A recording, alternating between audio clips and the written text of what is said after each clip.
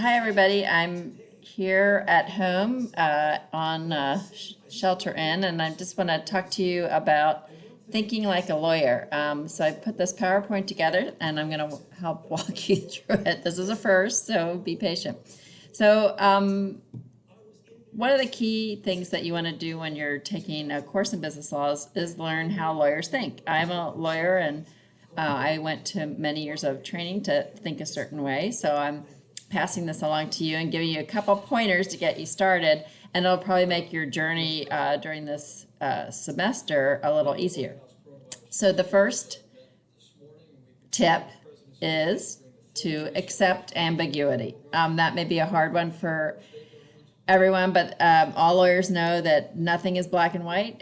Everything is gray. When you are presented with a case, it's, you kind of have to sort through the facts and get to the truth. So that's, again, uncomfortable for some people, but it is an important thing to realize that that's just the way it is, and learn to get comfortable with that. So accept ambiguity is tip number one.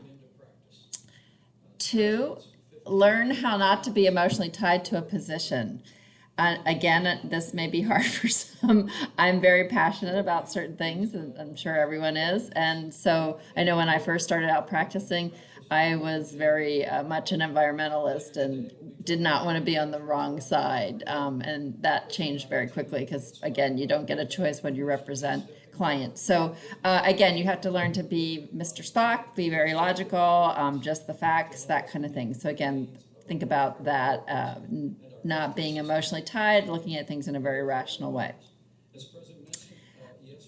That said, you need to learn to argue both sides. So again, as an attorney, when your client walks through the door, you don't get a choice of who that would be. And so you have to learn to represent everyone, no matter what their side is, and give them their best point of view, best day in court, whatever. So again, learning to argue both sides, and then you anticipate what's going to happen when you go to court if you understand what the other side might present, and it helps your client with their best argument. So again, learning to argue both sides.